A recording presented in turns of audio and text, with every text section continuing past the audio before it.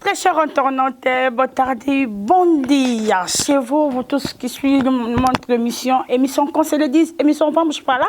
Balobi, à bientôt là, Bogozoa Ricardo, hein, bien Ricardo Gradi, Ricardo Gradi, bon, mon ibil monde, clip, azo sala, babi, yem takangi Angola, na niveau, etali clip, tokozala na ye bientôt là sur notre mission.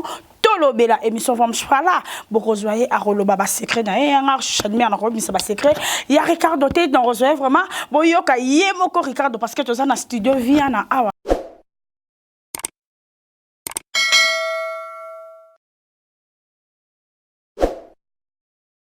vraiment place ma cambo c'est la radio Viana tu rejoins pena Ricardo yemoko en personne Gradi Ricardo bon tardé parce qui m'émission n'a pas pourquoi rien non qui m'a tésara ne batan de ma salle les belé mikolo donc na fait 5 tout ça na programme moko pour na ya le katala kaneza de mes émissions moi munene Angola donc kangi ba émission sur les 5 pena donc sur na leki ate donc ma plein.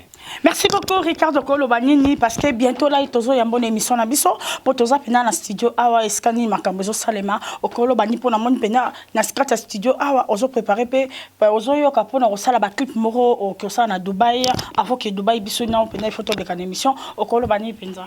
Donc tout ça pendant le studio na Jani donc azo enregistré à une banze mona sika donc après enregistrement mixage token de Dubaï pour na ko sala vidéo à sika donc de bonnes choses ya calamité donc bana ya Luanda ya Kin ya monde donc basé donc de bonnes choses arrivent donc Ricardo Gradiwat Pinema créative donc équipe eza ma casse donc na mode directeur aza toujours wana Francisco LD donc équipe eza ma casse donc.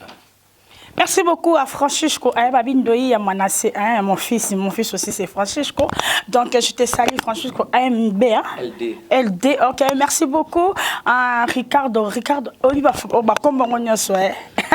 Ricardo Lek a sous sa lumière d'Angola Francisco. Donc moi na sous ça donc ma camboisa donc c'est la famille. Merci tous à la ensemble pour rejoindre. À très bientôt là sur notre mission toujours voir je là tokolobela pour ya Angola. Akangi na Angola ba clip binomo bomoni ndenge ni clip amote batila mo na binomo todo ba kote bete bomoni ndenge ni ba clip vibrator oyo epesi vibrator trophée eza ba clip. Attendez, merci Ricardo. Okay, merci.